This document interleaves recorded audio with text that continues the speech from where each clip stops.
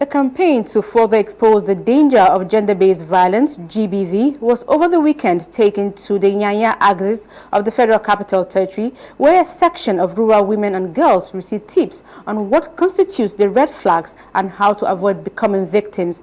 An international NGO, OXFAM Nigeria, carried out the campaign, supported by the Nigerian Women Economics Development Niche Project. Correspondent Rosemary Kokotega reports that women empowerment and financial freedom formed key components of the campaign, which held at the FCT Youth Resource Center, NYANYA, Abuja. Her report. Gender-based violence, GBV, according to the United Nations, occurs in every country of the world, irrespective of age, ethnicity, culture, or religion. Since the 1993 UN Declaration on the Elimination of Violence Against Women, governments, agencies, and civil society organizations, as well as other institutions, continue to take actions to accelerate an end to the crime of GBV and most especially to find ways of preventing it. OXFAM is one organization in Nigeria that has continued to carry out campaigns in this regard. The latest of OXFAM's campaigns held at the FCT Youth Resource Center, NYANYA, where a good number of rural women and girls received lessons on what constitutes violence against women and girls, as well as how to avoid becoming victims. The session presented opportunity for participants to share personal experiences. Mrs. Blessing Irujuan, who spoke on behalf of those who shared their experiences in an interview, thanked OXFAM for the enlightenment. I'm very happy that I came to this place, but for some time I'll be depressed. Whilst I'm here, we are talking about the abuse of women.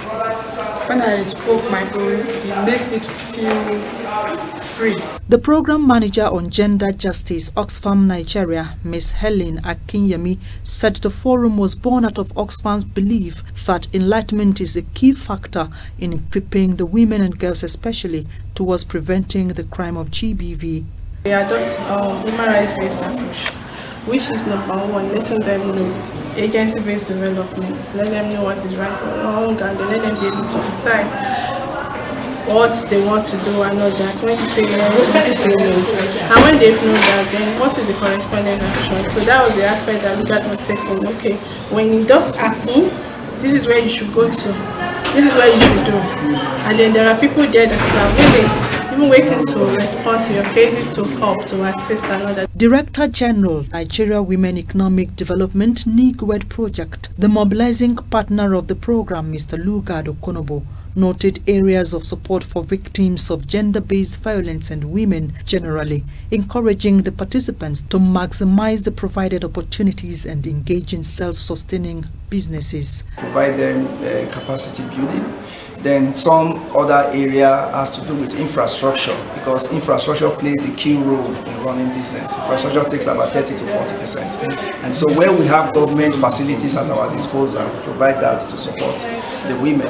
OXFAM, as an international organization, carry out projects in all domiciled countries in areas of water sanitation, food, climate and natural resources, and gender justice and women rights, among others. On gender, and in line with the United Nations, OXFAM is assenting prevention is still the most cost-effective long-term way to stop the violence. Enough is enough! Rosemary Kokotega, ASO Television News.